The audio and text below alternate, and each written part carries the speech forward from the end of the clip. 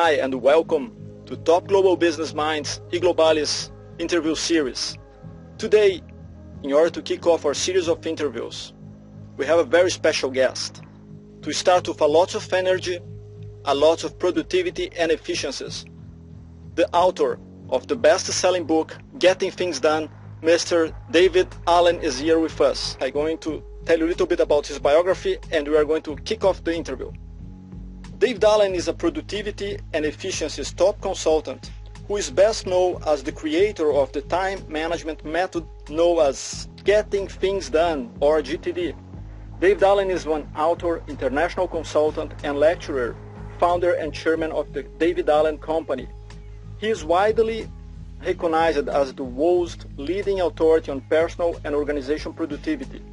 His 30 years of pioneering research, coaching, and educating of some of the world's highest performing professionals, corporations and institutions has earned him Forbes recognition as one of the top 5 executive coaches in the United States and the world. Other magazines refer to David Allen as one of the world's most influential thinkers for his outstanding programs and writing of time and stress management, the power of alignment, focus and vision, and his groundbreaking methodologies in management and executive peak performance. The Time magazine labeled him first book, Getting Things Done, as the defining self-help business book of its time. David Allen is the author of 3 books, the international best-selling Getting Things Done, The Art of Stress-Free Productivity, Ready for Anything, and Making It All Work, Winning at the Game of Work and Business of Life.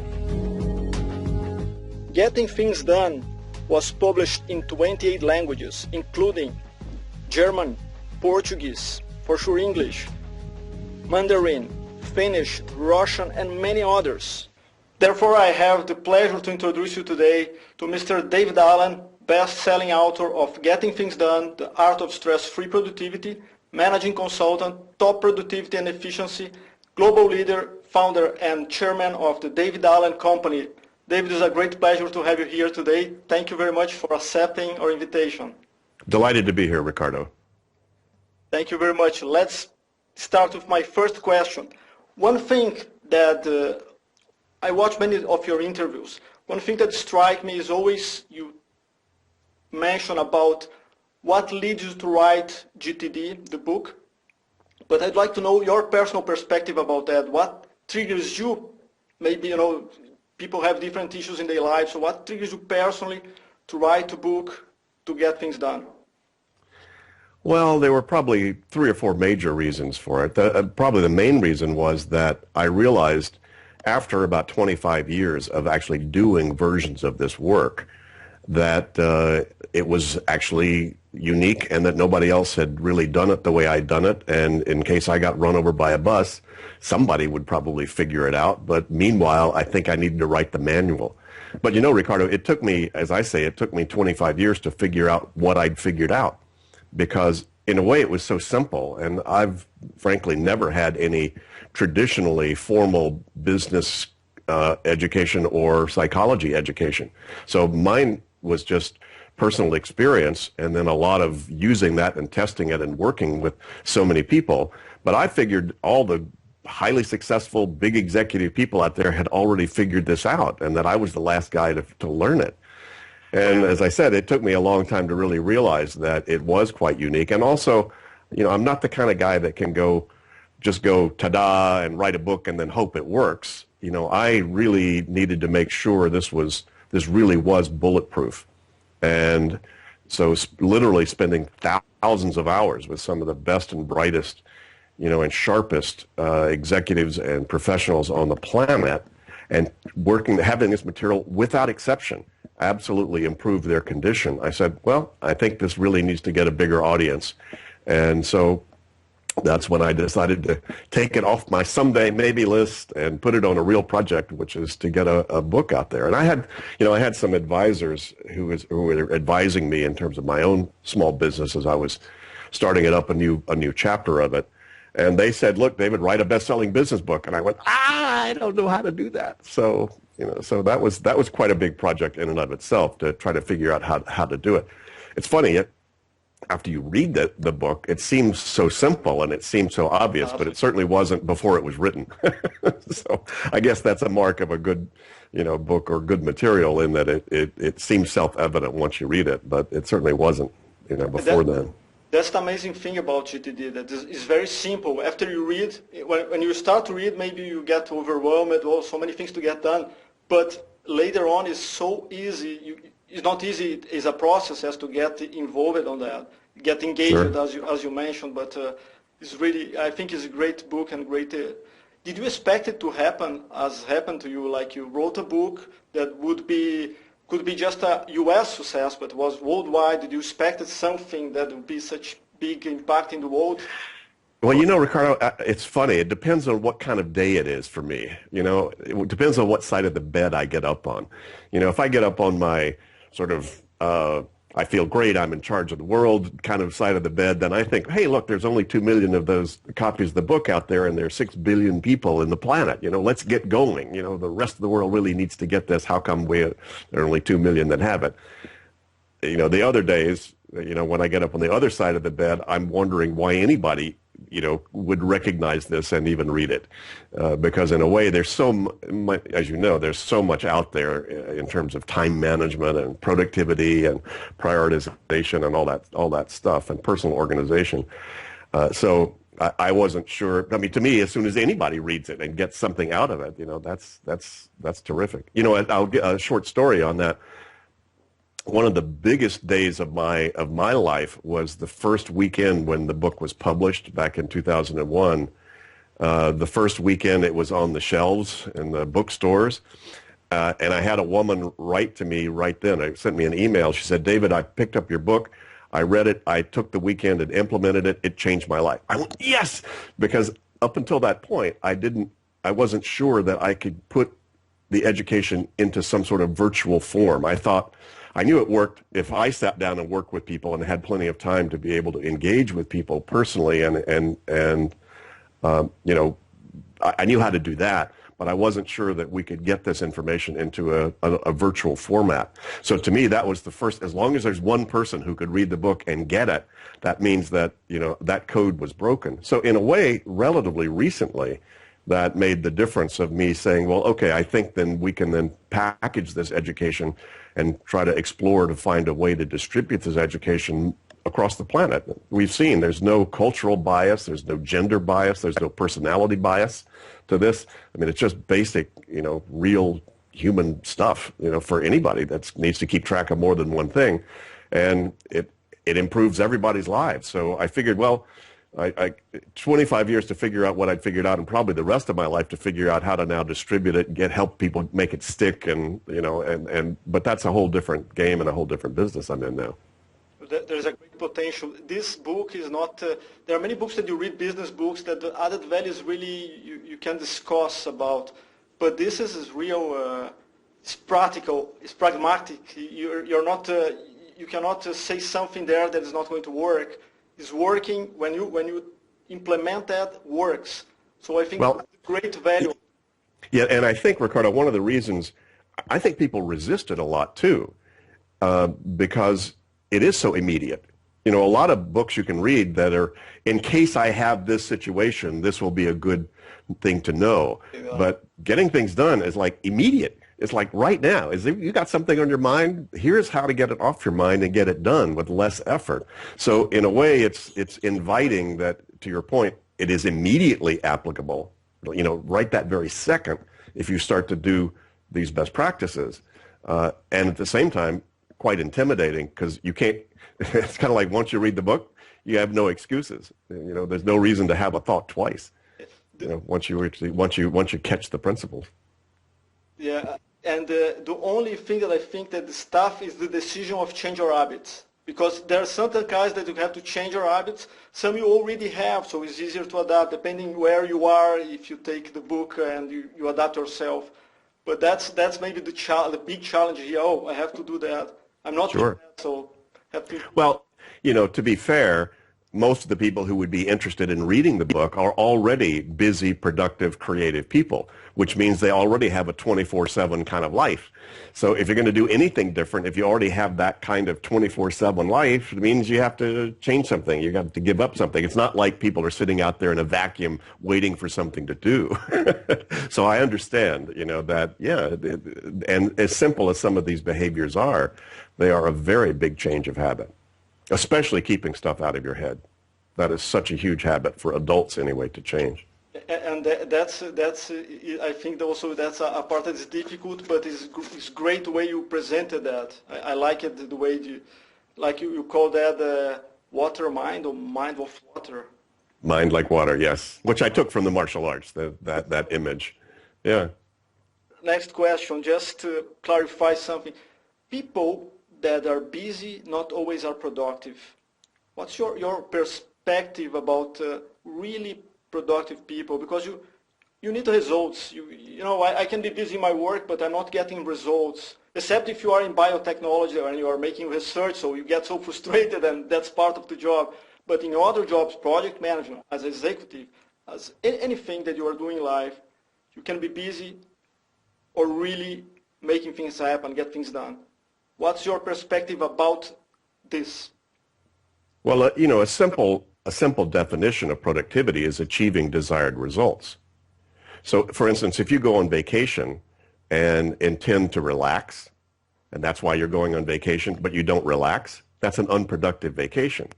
So I think people have a mistaken idea that productivity means hard work. I mean, I have to work. Well, you might, in order to achieve some results, you might need to work hard in order to do that. But to your point, busy, it depends on what you're busy doing what. Because, a homemaker may be very busy keeping up with 3 young children running around the house.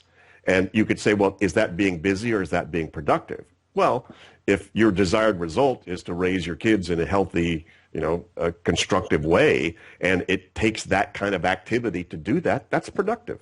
So just because somebody's busy does not necessarily mean that they're being unproductive. But I understand your point. The real question would be, what is it that they are committed to actually achieve in terms of a result?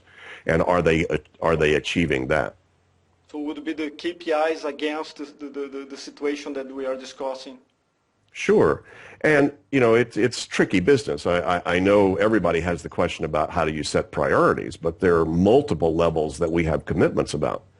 And so when you're driving your car to work, that's being very busy driving your car. Well, how strategic is driving a car? Well, it's very strategic if you need to get from here to there, because there is where you need to go to do what you would consider your priority work. So, the truth is we have as many priorities during the day as you have different activities that you engage in during the day. So the priority game is I think it requires a much greater awareness and understanding of how complex our life is. All of us, in terms of the things we are committed to and what pulls or pushes on us, and what are those things that we intend to achieve.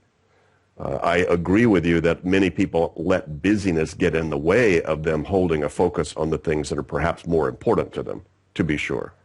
So the idea of speed up by slowing down oftentimes is a very good admonition. Well, stop. Someone said, don't just do something, stand there.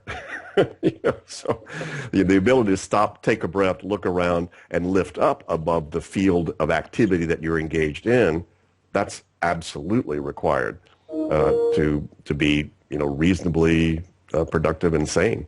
How can we transform ourselves in productive and efficient people? Can you suggest for people that did not yet read the book how to enter in the mindset of become productive? Because to give a perspective for the people, we just spoke about that, but in kind of steps or something that you can think about to help the people that are watching us here in the Eagle. Sure. Well, probably the main suggestion that I have, and a lot of what the book is about, is becoming conscious of the inventory of all of your commitments at all those different levels. As you know, I'm sure from a consulting background, that if you don't start with current reality, and you're not clear about what current reality is, I don't care how clear you are about your goals, you're still going to be on a slippery slope. And especially, you and I may agree that we want to be, over there, but if we don't agree where we are, you'll say turn left, I say turn right, and we'll want to shoot each other, even though we may agree on the goal because we don't agree on current reality. Well, back to the individual, if people aren't aware of what they've committed to, they will always overcommit and overwhelm themselves.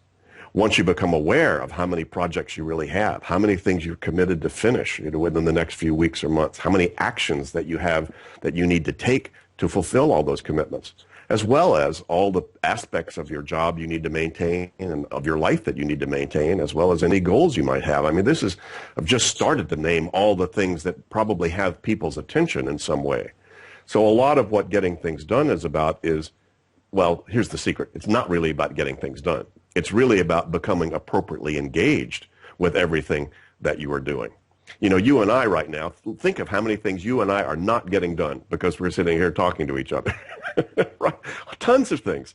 So you're either feeling really good that talking to me right now is exactly the best and only thing you ought to be doing on the whole planet given all of your commitments, or you're feeling really bad that somehow you got distracted and wrapped up in this and there's probably a zillion other things you should be doing instead of this. Really happy to talk with you. So. Yeah, I understand, and I'm happy to talk to you too.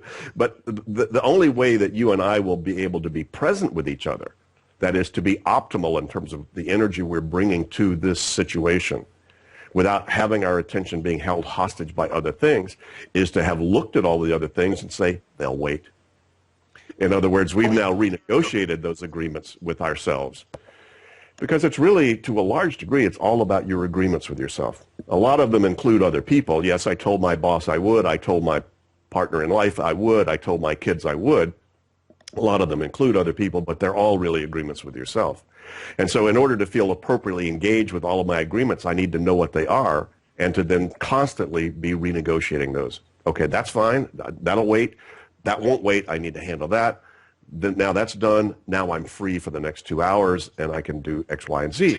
And it's very common sense, but very few people are even close to having that inventory, defined and clarified and objectified so that they can sit back and see it. And things are changing so fast. That inventory can change while you and I are talking. We're getting emails right now in our in-basket that are likely to change what our priorities are once we get off this Skype call. So it's coming constantly. So just being able to have a systematic approach to be able to capture and clarify and organize all those commitments and keep that current as things are changing, wow, that's a martial art. So as simple as that sounds, it's not necessarily that easy to do that. So it does require an awareness of what the model is and, to your point, a change in behavior to a large degree. For people. Here's the funny thing is it's behavior you need to do anyway. So it's not like some foreign language you're not familiar with or some new technology. It's really about, all I did over these years was uncover what it is that really works when things really work for us, and then just explore what's the principle that's at play when you do that. And then if you understand that principle, you can bring that principle to bear much more elegantly and completely and consistently than before you were aware of it. So I just made explicit a lot of implicit best practices. And a good example of that, everybody watching or listening to this right now at some point has felt overwhelmed and confused, and they sat down and made a list and felt at least a little bit better, a little bit more focused, a little bit more in control. Well, if anybody reverse engineered, how come I feel better? Nothing changed in the world out there. If you figured out and reverse engineered how come you feel better by getting it out of your head, you'd never keep anything in your head the rest of your life that's potentially meaningful that you need to potentially think or do something about. It's just that most people have to feel really bad before they do what improves that situation. And I said, look, getting stuff out of your head improves the situation without fail every time, no matter how good or bad you feel. So why not feel better all the time? And here I have a question for you that actually, my problem with sometimes is to get ready to stop thinking about something. And I have many of my friends that read your book, they told me exactly this point, that sometimes it's hard for me to stand back and relax when I know that I have so many things to get done, and you get overwhelmed. by so many activities that you have to continue, and one is interdependent of other, so it becomes complicated. How we can solve this part of the methodology that can help the people? For sure, I know that you have a solution for that, but I don't get that. Well, there are two things that may be going on here. One thing may be going on, which is people don't trust their own systems yet.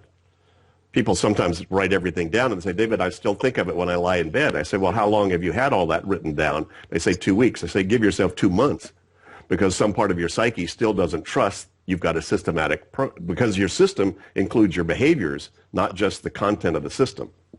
So your system has to require, for instance, I have to trust, my end basket's right over here, I have to trust that I actually will empty that, on some regular basis. If I trust that I will empty it, I can throw anything in there and not have any attention on it. If I don't trust I will empty that soon enough, even if I throw it in there, it's still going to be on my mind, if you catch that principle. So in order to relieve the pressure, and Baumeister, Dr. Baumeister at the University of Florida co-authored a book called Willpower, where they actually have studied a lot of what I uncovered and found out it actually is true, that the mind doesn't actually, you don't have to finish your project in order to get it off your mind, but you have to trust there is a plan to finish, and that plan is in place, and that you or the appropriate people will see the right thing at the right time about that. Now, it could very well be, the other factor is that in order to appropriately engage, sometimes you have to be very busy and you need to be concerned. If the fire alarms go off, you don't want to be, I'm going to be mind like water. Mind like water is actually allows you to then engage and engage and engage and quickly shift your focus as needed. And many times that doesn't look like meditation. That'll look like running a 4-minute mile, or or dealing with something extremely busy and extremely challenging. So there's a difference between worry and concern. If you're worried about the project, that's totally unproductive. You're not making any progress on it. If you're concerned and you then are appropriately engaged in handling that concern, that may very well look like hard work or busy or overtime or dealing with lots of things, because that may be what's required to appropriately engage with that situation. Does that make sense? Yeah, it makes a great sense. I never told in that way, but that's, I think your explanation is simply great. As the author explaining something else. Well, see, getting things done in this methodology does not get rid of the challenges in life. If it did, you'd never grow. I mean, come on. Challenge is what stretches us and allows us to express and expand and, develop ourselves as human beings. That's why you lift weights. That's why you come up, we come into this life dealing with essentially what you might call conflict or stress. It's just that what that does is it strengthens the muscle as long as you're appropriately engaged with it, so that then you can handle more. So you don't want to get rid of that. Well, you might want to get rid of that, but I don't think you can. You're not going to be able to get rid of that. So you're still going to have challenges. What I discovered is how do I most optimally engage with those challenges? And you want then to make sure you have a clear head to deal with the fire alarm, or thinking about what you're doing with the rest of your life, or playing with your dog, or managing your project. If I were to coach somebody who's concerned about this big project that they're on, I say, well, what's got your concern right now? What has your attention about that? And it's usually because some decision about it has not been made, in that some situation is going on and they haven't made a decision about what exactly needs to happen about that. Or even if they haven't parked the results of that thinking in some appropriate place that they or some person they trust will look at it at the right time. So it's really about how do I get that project onto cruise control, not how do I handle the whole project. Yeah, that's the whole point. I understood that. That's really so. If I understand you correctly, you are saying, let's imagine a project life cycle. If I have the right team, if everything's organized, I plan it well, this is a concern, but I have to be concerned, but I don't need to be worried, because I already took all the steps that I will have to, Sure. to take care of all the issues that are coming or maybe will appear during a life cycle. So Sure. that's what you are saying, in other words. Yeah, and maybe even a better word is care. As opposed to concern. I care about the project. I care about my kids. I care about my dog. I care about my health. And that's totally appropriate. And so caring about it, therefore I need to do X, Y, and Z. So I think care is a great thing. And you don't want to get rid of care at all. Yeah. Sometimes we have the tendency to do is to procrastinate things. And in the book you mentioned, I also saw some material in your site about that. And I have two questions about that. What would you suggest to those that are constantly fighting? There are things that you like to do and things that you like less to do. And you're fighting, so this I don't want to do today, so it's easy to procrastinate when it's not urgent. And also how we can learn, because it's connected to procrastinating, at least for me and for people that I know, the fact that we sometimes don't know how to say no. Both are, sometimes I think they are very connected. You know, I can procrastinate things because I don't want to do, or because I don't have time now to do it. But maybe it will be easier for me to say also no for people, look, I cannot do that now, or answer even a phone or answer a mail, etc. How we can improve ourselves, avoiding procrastination, this is a really challenging question because it's really tough to do that for certain people. And for me, many years was very difficult. No, I understand. Well, you mentioned two things. So let me deal with the latter one that you mentioned first. The latter one where you said, you know, what if I can't say no? Well, again, let me repeat that if you don't know what all of your commitments are, you will always overcommit. So once you see how many things that you have to do, and once you step back and say, what are the really important things that I need to get done out of all that, and do I have the resources to really make that happen? The word no comes a lot easier. Now, I'm a people-pleasing person. I hate saying no as well. I love for people to like me, so I want to tell you yes, anything you ask of me. But I can guarantee over the years it became a lot easier to say no, simply because, you know, and the elegant way to do that is, look, what you're asking me to do sounds great. I don't have the bandwidth to give that the attention it really deserves. So that I really need to validate your request. That's really good. But I also need to validate, in order to be able to manage myself, I can't help anybody else if I'm out of control. So I need to then take control of myself and make sure that's handled. So, you know, that you don't get rid of that challenge of limited resources. That's the definition of management, is the allocation of limited resources. I mean, if you had all the money and time in the world, just wander around and see what shows up. You know, we wouldn't be having this conversation. Yeah, that's not the case for the majority of the companies. Yeah, no, but the whole thing is you're constantly making choices, because every time you decide to do something, you decided not to do everything else. So you're constantly in triage mode. We can't get out of that. We're living that way. You just want to feel comfortable about your choices. That's the whole point. So getting that inventory clear. Back to the point about procrastination, if there's something you just don't want to do, you should first of all ask yourself, what's the purpose of doing it? Because a lot of people feel like they're procrastinating about something that's just old business. They should just take it off their list or move it over to someday maybe. They need to stay conscious about, well, why did you tell yourself to do this to begin with? You know, what's your agreement with yourself that says you should do this? Stop doing it. What's the risk if you don't do this? And if there's no risk to not do it, relax. You know, that's a great equation called, what's the value if I accomplish this, and what's the risk if I don't? Now, if you've done got the inventory, I see my 75 projects and my 200 actions I've got about all that, and yes, here's something I still need to do because there is a final game here, a final output that is extremely important to me, and it's still an uncomfortable thing to do, like have the conversation to fire somebody. You know, those are not easy. You know, come on, things like that. Ultimately, you know, the best thing to do then is, once you know that that's what you have to do, is to then break it down to what's the very, very next thing you need to do. And you need to then make sure that once the outcome is still something you're committed to do, then you need to feel like, I need to be able to engage with some level of control.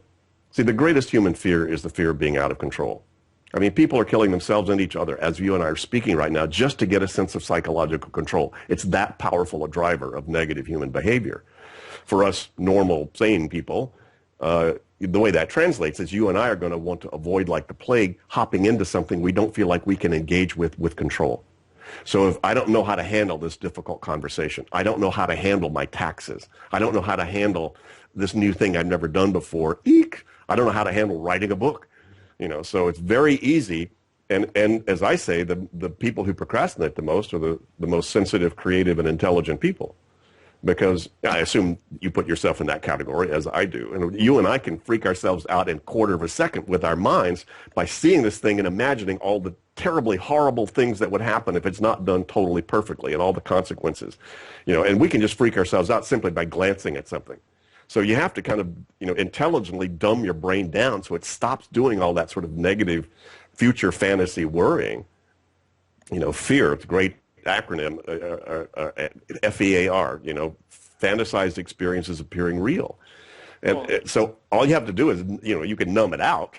You could go drink or go to sleep or something to sort of numb out your brain, or you can break it down to the very next action. Pick up the phone, hit a number, boot the computer, hit a key. If you truly can get it down to that simplistic, it sounds very simplistic, but it truly is determining the next action. And as you know, that's a key component and key behavior is in the getting things done model is whatever you have attention on that you need to accomplish or move on in some way, decide what the very next physical, visible action is. And, those simple little physical actions are usually not that hard. So if you could stay focused on an easily controllable thing that will move the needle toward where you want to go, that's huge. And most people who actually start to implement my model find it unsticks tons for both of those reasons. Helps people clarify the larger inventory, helps you understand and acknowledge how important something is or isn't to you to get done, and then gives you the tools to feel more engaged and more in control so you can get moving on it. That said, a great habit is whatever's most bothering you, do it first. The way I've universalized that principle is what most has your attention right now. Because the reason things have our attention is because we have not put appropriate attention on it. And it's a strange thing that to get things off your mind, you actually need to use your mind, but in a very controlled and a very specific way. What am I trying to accomplish? What's the outcome? Park that somewhere that you'll see appropriately and consistently. What's the next thing I need to do about this? Decide that and park that in some place you trust you'll see when and where you could take the action. And then some part of you says, okay, now, even though that's a big thing, it's off my mind. I don't have attention on it because I put the appropriate attention on it. So what I figured out was what was the thinking algorithm that you actually need to go through. It's not about being smarter or transforming yourself. It's about, wait a minute, let me focus or ask this question, answer it this way, park the results here. And I discovered that actually is what gets things off your mind. Because interestingly enough, there's an inverse relationship between on your mind and getting done. Because usually when it's on your mind, it's because some part of you has not put the right thinking on it yet or parked the results in a trusted place. And when you solve the issues, then you have a kind of, what you mentioned before, the mind of water. I solved something that was something bothered me, I was nervous about that. I solved it, next action, let's go. Then you relax again and you go through the life cycle. And I think we'll always have tension. There'll always be something that will be pulling or pushing on us. Even if you've got everything quiet, have you fulfilled your destiny on the planet yet that you're here as a human being to do? So, then you've got the big why, the big intentionality, the big project, if you will. If that's true for you at all, and I think it is, for most everybody, that some part of us feels like that we haven't fully shown up yet and that there's still something to express or to manifest or do here in this world. And so that will always create this kind of dynamic tension. If that's not finished yet, there's going to be something that'll be pulling or pushing on you. You just need to start to recognize what is that and appropriately engage with it. See, if I want to be out of the room, I've now created tension because I'm not out of the room, and yet I'm identifying with something that's not true. How do I get out of the room? As long as I get up and start moving that way, then I'm using that tension to positively express and expand myself and to move forward. So we're constantly sort of in a create tension and then relax it modality. That seems to be the nature of kind of who and how we are as human beings. So, all I did was start to recognize, well, how do I get that flow going in a natural way? Once you kind of catch this, then you sort of get the zen of the whole game, and then your tension actually doesn't tense you up. So, hey, I've got attention on that. I'll get to it. That's fine. because I know how to do it. So I think the good news about what I wrote and discovered was I defined the game. Whether you want to play the game or not, it's up to you. But at least knowing the game will get you to relax, because you know there is a way that if it gets bad enough, you can then get it under control. But if people never knew there was that game, there's this existential angst that'll start to take over your life. I don't know if I could ever solve this. And that's no fun. Executives of all levels and teams members in any work environment have clear goals that will determine their success and failures. What would you suggest to keep achieving your goals even when you have distractions? Why do people often fail in things to get done? Why do you think that the people miss the way as they have to achieve the things when you are, especially when you are working for a company? And I saw many people having the tools to do things, but doing wrongly, and eventually getting out of the company because different reasons or different behaviors, etc. What do you suggest here for people that have issues in the daily life in order to get over those situations? Well, it's a good question. And I think, first of all, the first challenge, perhaps, or accountability is that you manage your own, as I say, your own 10 acres. That you get control and focus of who you are, what your game is, and that you trust that you're managing that as effectively as you can. And then you may have, once you get that clarity, say, I am as actually good and efficient and effective as I can be, and I now have conflicting priorities.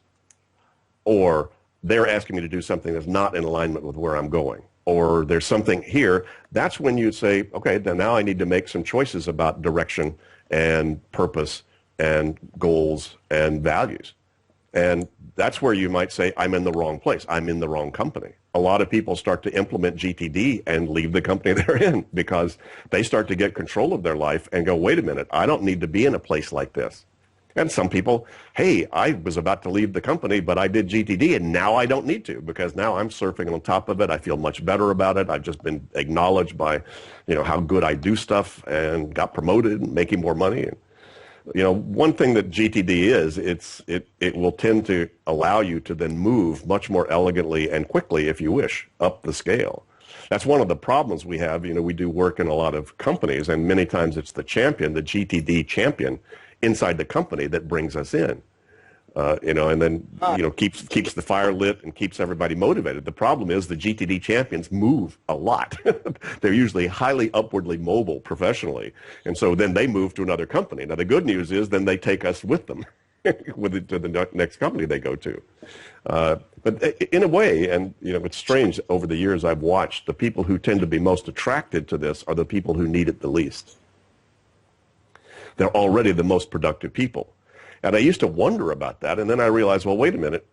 It's the most productive people that are most aware of resistance and drag in their systems because they're pushing up against it. And what this methodology does is it releases that pressure and that drag. Now, if you're not going anywhere, getting rid of drag may be a drag because there's no reason to get rid of any pressure because I'm not creating any pressure for myself. So it's the people who are really producing the most pressure on themselves because of where they want to go, what they want to do, their bigger goals or ambitions or whatever, that are most aware of things being out of control, or how do I get this email off my big, how do I get these meetings and make them more productive? And so in a way, it is the most productive people that create sometimes the most stress and overwhelm, because they're getting blowback from their own ambition and their own creativity. I think the people that are more efficient, they are always also looking for ways to improve, to get better. As majority of people today are like that because we have the internet, etc. In the past was maybe more difficult. You depended only on books. Today you have another methods to that. But I think those kinds of guys, and exactly what you said, is they are always searching for something. Oh, I have to get better on that, so let's do it. Let's read that book.